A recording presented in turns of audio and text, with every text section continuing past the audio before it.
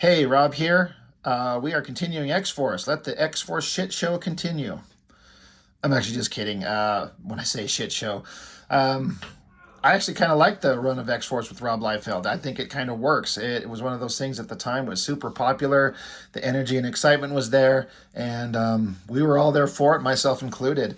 I got big problems with Rob Liefeld art in a lot of ways, but it's more his the older it gets, the more I like it, and the newer it is, the worse it is, in my opinion.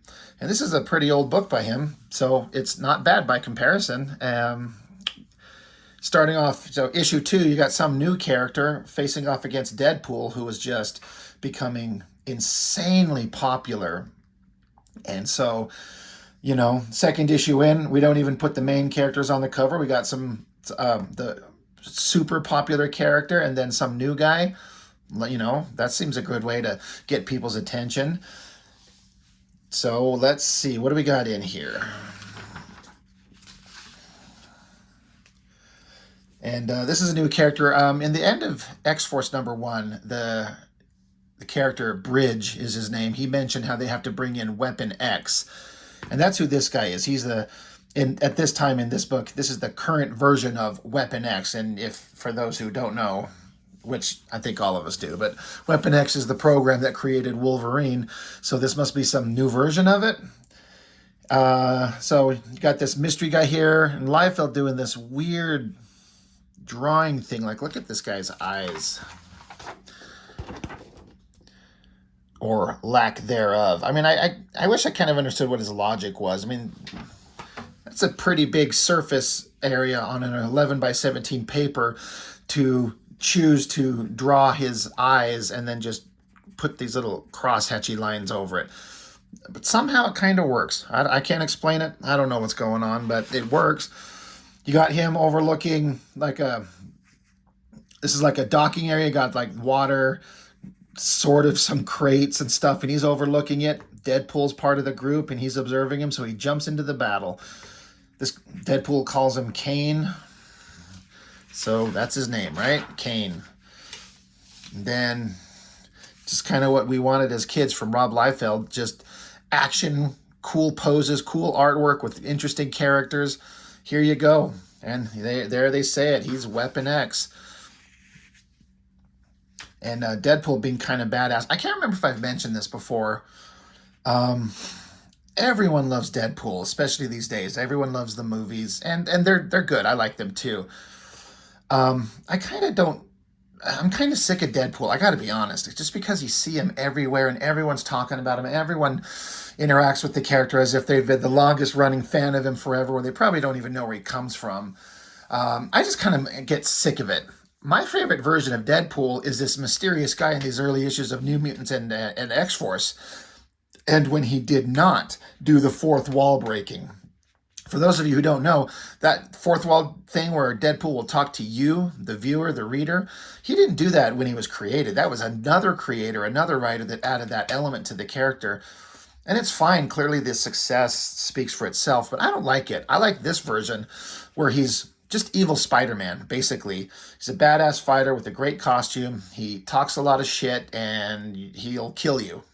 I kind of like that version of Deadpool. It's a little more simple, but clearly the success of the character doesn't need my justification. Anyway, for all the struggles we've heard me mention about Liefeld's artwork, he can, on occasion, compose a really energetic, interesting page. And this all works. They're punching each other. He's looking evil with his little, like, squinty little eyes, grabbing at a big screamy face here. They're decking each other. It's working. I always thought this was kind of a funny panel. Even funnier is the most generic background thing you can ever imagine putting in anywhere. Just generic crates. Just square-shaped boxes made of wood. It fills up space. It kind of gives you an idea of where they're at and what's going on. So, generic wooden crates in the background it is. Kicking, punching. This kind of wild, like, jumping kick thing that he does here. That looks kind of good. And then I kind of like the composition of this where he's, Kane, this Weapon X guy, he's punching at him and flinging Deadpool over. He's tumbling over him. Like, for all the weird things that Liefeld does, it just kind of works. You know, we were reading this as kids, and I'm just like, this is great. I'm on board. I'm digging it. Another example of this, that energetic movement and action and energy.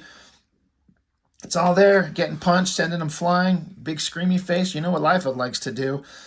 Um, Deadpool kicking him out of the way. I don't know if I'd have these things all overlap like this panel.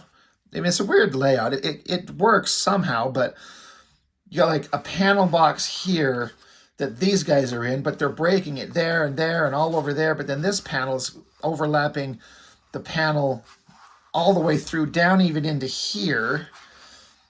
And they're both overlapping this panel down here. But somehow it reads like I'm following it okay. I would never think to lay out a page like this, but it works somehow. So yeah, Deadpool's got the Weapon X guy down on the ground, but Weapon X guy, you can see he's got these metal arms, so he's able to launch one of his little robotic hands off him, grabs him by his throat, and starts choking him. We didn't see that coming. So there he stands there, you know, triumphant, missing his hand. Oh yeah, you see his little robotic hand, I guess, is leaping back. I can float to go back to him. I don't know. I gotta say, I remember when I saw this panel as a kid, I thought it was pretty cool, but looking at it, like, it's such a ridiculous, like, costume. He's just like in this like big gray onesie with a strap of pouches on his leg and this like coat thing that comes way up on his body. And then just this weird anatomy rendering through here. It's so strange. Like, I remember thinking as a kid that was pretty awesome, but looking at it now, I kind of think it sucks. But, you know, it worked at the time, so what do I know? So they were going to take him in, but then this GW Bridge guy shows up and shoots Deadpool. And Weapon X guy, he's not happy with that. He's like, what the hell? Like, what are you doing? It's funny because these two are having some words at each other, and then Deadpool kind of chimes in there, and both of these guys together tell him to shut up, which that's funny because that's something that you would say to Deadpool. But anyway, while they're talking, they're bullshitting back and forth. Deadpool just kind of disappears. He's just gone. And just look at these, these weird thick lines for smoke in the background. It's like, I'll do a little curve and we'll put some lines in it. Like, again, I say this all the time. What is that defining? What is that describing? It's just stupid. But anyway, they talk back and forth. Oh yeah, it's here where they realize that Deadpool's gone. But this is the last time you see him here. He's not anywhere in these other scenes, and only here, like 10 minutes later, they're like, "Oh, Deadpool's gone." Bunch of dum-dums. What in the sound effect is this? I'm sorry, I kind of can't help but notice these lettering sound effects. Wasp. What? What is that? What? Thank God. Anyway, whatever. Let's move on. This is the panel you can tell he could not have cared less about. Little tiny thing, a space vehicle of something. Then, I don't know, it looks like a frickin' volcano if you ask me. But it's some mountain place, upstate New York, 845. In the text box, what's going on is that I'm going to jump ahead a little bit. They're doing a training exercise, but instead of being in the danger room like they always do, Cable's got them outside in a real world setting. They're in the forest, and they're all going to chase down Farrell. That's her text box. She's talking about how they've let her on the loose, and it's up to them to all track her down. And I know I keep repeating myself how I've talked about I struggle with so much of Rob Liefeld's art, and all the problems that he has are present here, but I still kind of like it. His weird anatomy. There's stuff, like if you watch my video on the Avengers comic he did for Heroes Reborn, I was talking about in that how all his stuff got really sharply angular. The faces and the anatomy and everything. But this doesn't have it. He's got this more rounded kind of look to everything. Even though his anatomy is really weird, it kind of works. And it works better than that sharp angular shit. But anyway, they're saying how, hey, we're a team, we're a fighting force. This isn't a school. We gotta train hard, and we gotta get out into some real world situations. So they're getting together, talking about what they're going to do.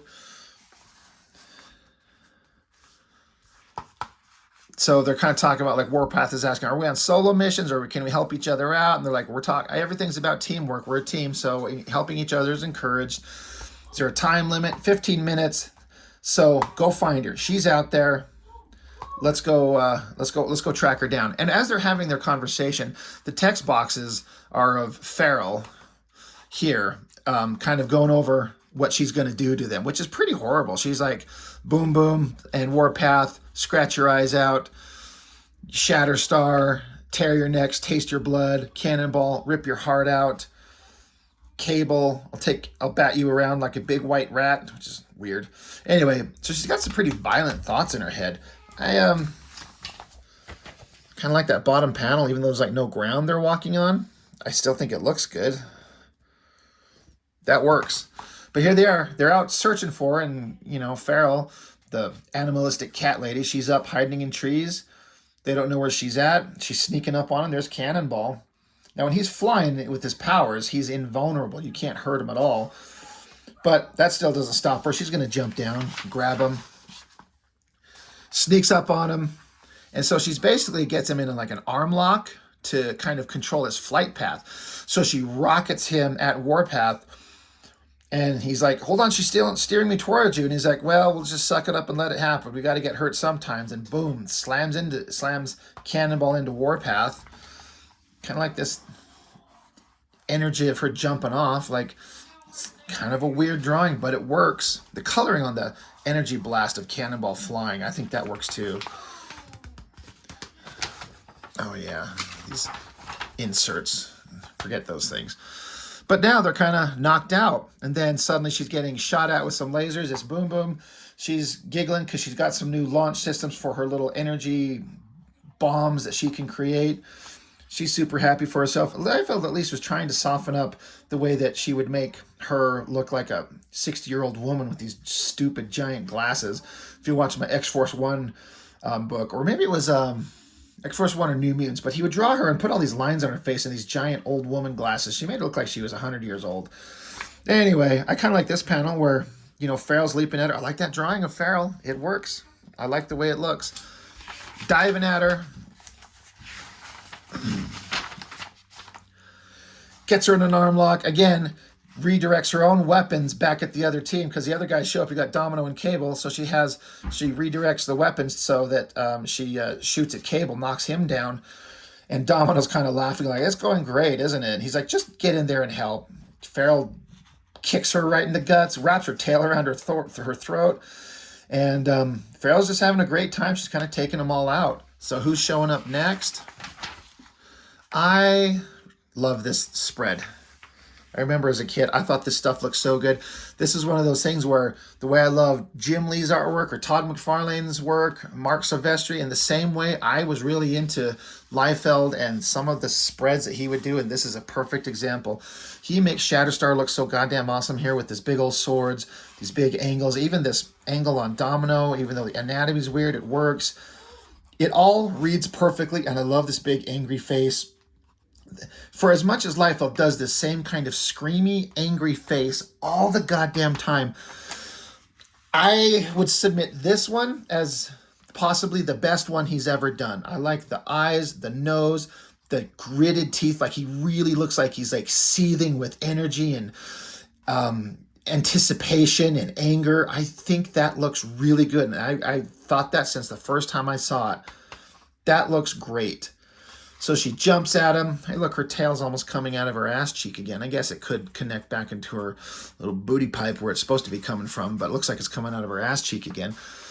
But a great low angle with her leaping up like this and coming down. And then I like this, how he's kind of sitting back on his center of gravity, and the way Liefeld drew his swords here and up angled like that. Though, trying to see... because Shatterstar carries these swords. I've talked about this, how I like how he's got the long, skinnier, double-bladed one, and then the big, thick one that's like, it's for chopping. So this sword here should be this one, but it almost looks like it's the long, skinny, double-bladed one, and that is the thicker one that should be that one. It's like he switched swords, but neither one of these are drawn with the double-bladed weapon, because Liefeld tends to just not give a shit about details. Whatever, right? Anyway, I thought the angle works great. He decks her right in the face, knocks her down. She comes charging again. You know, they're having like tough guy conversation with each other. But that works really well. I just love this whole double page spread. It works. If I could own a piece of original Liefeld artwork, I would take this one right here. I'd hang that on my wall. I think it looks great. Cannonball shows up. He's kind of back to his senses, slams her into a tree, and he's like, calm down. Like, we're playing. It's only for fun. And the text box is her inner thoughts. She's like, you set me loose. You get me in the field. You get me in hunting mode. Let me feel let me taste the heat of the kill for fun. And then she just psychotically reacts. She just slashes at him, rips his guts out. You don't see much blood. It's not extremely obvious, but the text tells you. I love this face. I'm going to get a little close up on that. No one drew Farrell good the way that Liefeld does.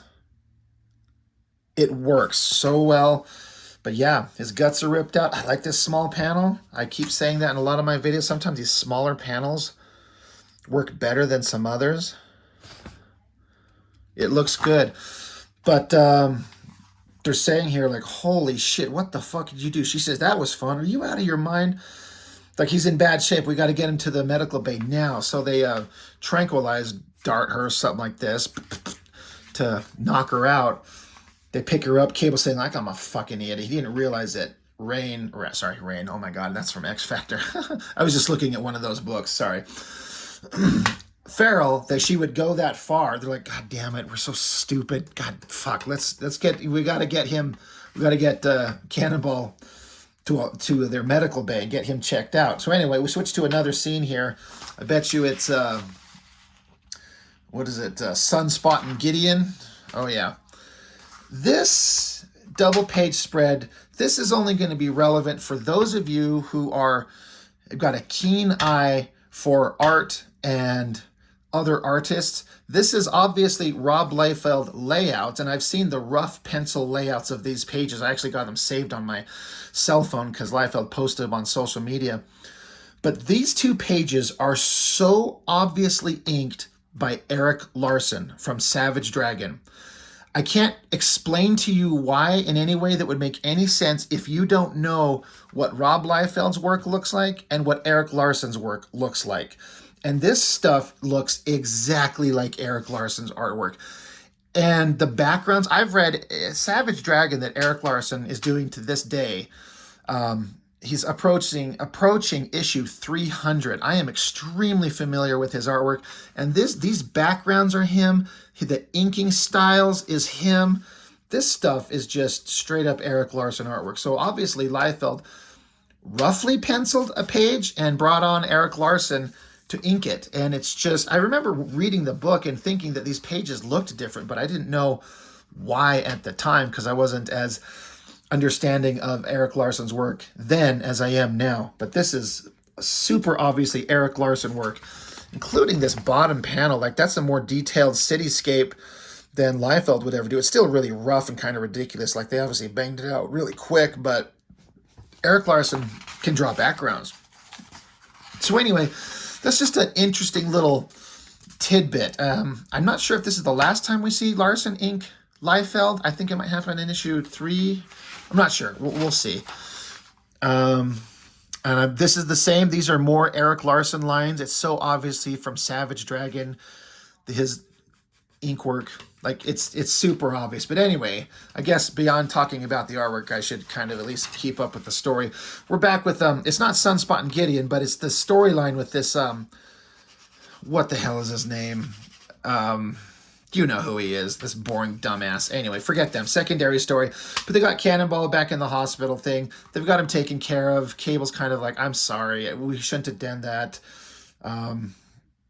well, we'll address this. We'll take care of it. She's doing what comes naturally for her, but you know, Power on. oh my God. But they're talking about that they need to be more careful. Anyway, Black Tom Cassidy, that's his name. God damn it. Black Tom. But he's doing this big energy thing. He's got this big machine. I don't know where it come from, why, but they're like, we got to do this thing. Come on, let's do our awesome thing that's coming up. Here, come on. Boom, giant explosion. What's coming out of this machine? And you got the Juggernaut. Bingo, bango, bongo. The Juggernaut is back. So this is the opening scene to, there's a X-Force issue and an issue of Spider-Man. There was a crossover between X-Force and Spider-Man drawn by Liefeld and McFarlane, which is very popular. We'll definitely be looking at those. What's funny is this big double-page spread of Juggernaut. I swear Liefeld reproduced this thing at least 2 more times in his forthcoming books. And this is that stupid, like, I don't mind, like, drawing smoke, wispy smoke and stuff like that.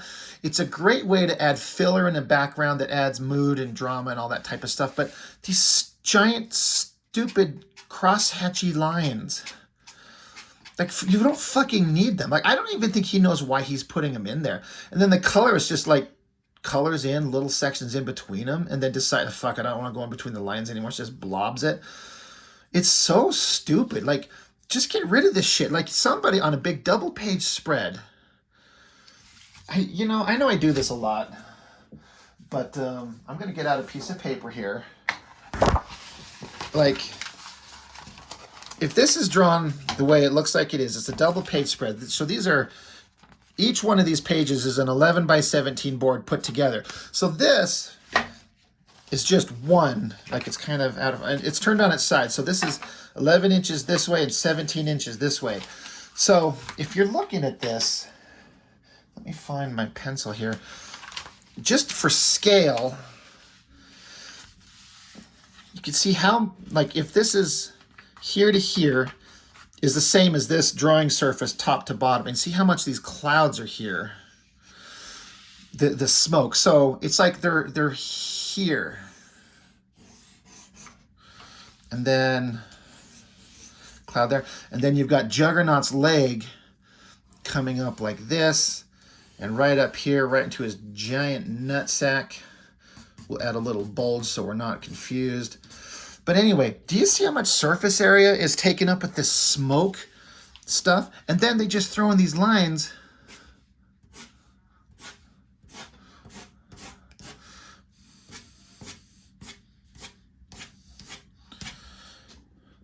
That's what they're doing.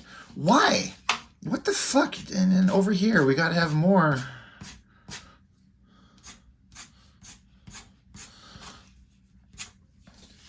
So that's what we're drawing. I don't get why they do that. And then when you get out your inking tools, they're just going to throw down some big, thick lines. There's your smoke. And then we got to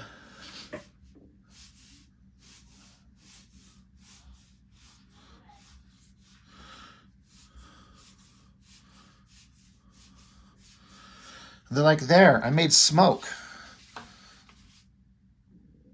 It's such a waste of time and effort and space. Anyway, and speaking of wasting time, I'm sorry about that little art detour. It's just ridiculous. What's not ridiculous was his giant package. Anyway, I'm drawing this on the back of a page. I actually need to ink today. Anyway.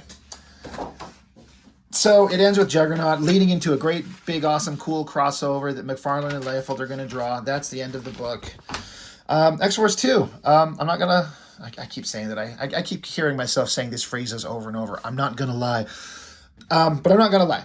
At the time, I really enjoyed it, and I still think it works, and I think there's really good stuff in there. The older Liefeld's work is, the better it is, the newer it is, the more absolute pieces of dog shit it is.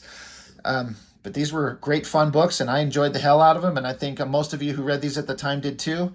A lot of great memories wrapped up in that. So X-Force number 2, good fun. I enjoyed it, and that's all we got for now. So Yeah, let me know. Leave a comment about what you think about this book. Did you do you like Deadpool in his original incarnation? Did you like this character at all? What about the awesome fight here? Did any of you think this was awesome as I did? Because I still think it looks fantastic. It looks really good. Anyway, that's all I've got for now. Thanks for joining me once again, and I will see you on the next one.